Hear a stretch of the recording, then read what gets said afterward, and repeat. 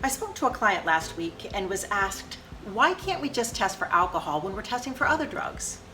When I asked a couple of clarifying questions, I found out this person was really asking two different things. Number one, why can't we test for alcohol in all the same circumstances as we test for other drugs, like pre-employment, random, and post-accident? And question number two, why isn't alcohol screened for in a typical urine drug test? Two excellent questions, which point to the fact that alcohol testing can be a bit tricky. Let me share some insights about best practice alcohol testing in a drug-free program not regulated by an authority like the Department of Transportation. DOT specs for alcohol testing are different, so if you need information about DOT testing, call us or visit DOT's website.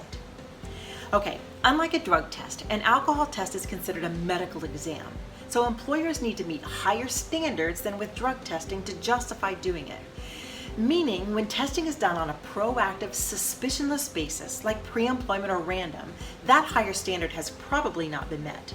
But in reactive situations, like when an employee is exhibiting signs of substance misuse or an accident has happened, especially when there is a degree of risk involved, alcohol testing might be justified. The decision to order an alcohol test, a medical exam, should be done on a case-by-case basis and supported by your drug-free workplace policy and operations.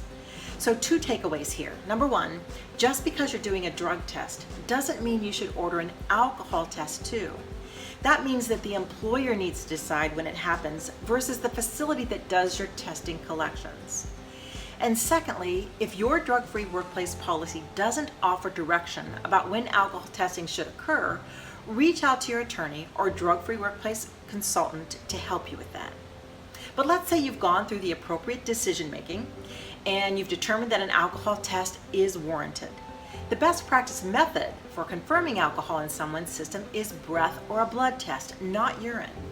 Studies have shown that the concentration of alcohol measured in the urine can be significantly different than the concentration in the blood or breath, BAC.